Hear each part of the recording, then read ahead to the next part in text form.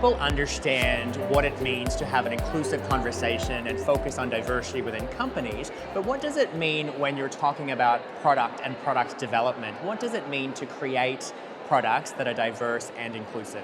We want everyone to feel like they were thought of in the product design process, and when they pick up a product, whether it's a phone, a camera, a computer, or any other type of product outside of tech, you want them to feel like, oh, this was made with me in mind, right?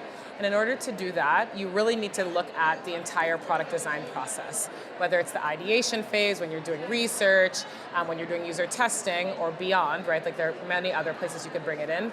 It's thinking about who else do I need to have at the table and how is that going to affect the trajectory of the product design process. I can give you two quick examples. The first one is we worked on our sensors, and the sensors are in things like our phones and our Pixel books and laptops. We wanted to make sure that everyone felt like they were seen and represented accurately and beautifully, and so we worked to make sure that all skin tones, no matter how light or how dark you are, you would be really beautifully represented. And so we do, we call it dog fooding, but user testing across multiple dimensions of diversity, including race, right, and skin tone, to make sure that the end product is something where people pick it up and they are able to be seen. The second example would be our Google Assistant, so the kind of voice assistant that helps throughout products.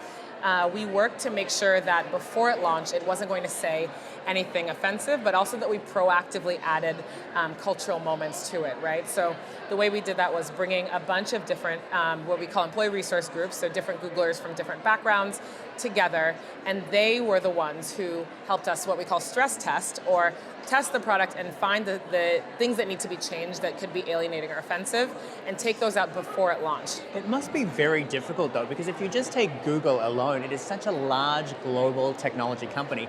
What's the biggest challenge in your role and for your team? Making sure that we start as early as possible. Obviously, tech moves very quickly and teams move very quickly, so it's really about isolating those kind of key points, call them the key inflection points in the process, and then making sure that we have the kind of the right group to help support them. And so we've actually built a team of what we call inclusion champions, who are Googlers who volunteer to help teams bring that inclusive lens, and we're able to kind of customize what groups help certain product teams so they're getting those voices at the table. I think the other challenge is making sure that, because this is kind of a newer concept, right? People typically talk about diversity and inclusion as it relates to culture and representation. We're kind of expanding that to talk about product. And so making sure that they understand kind of the three things that they can do, or the one thing that they can do, and empowering them to kind of own that in the process, because they're the ones who own product management, engineering, marketing, et cetera. So really kind of putting the onus on them, but empowering them with the right resources. Where do you see the future of product inclusiveness going? You know, no matter what industry you're in, if you're creating a product or service, you'll actually look at the process it takes from all the way from when you have an idea to when it launches, and those key points in between, and keep asking who else, right?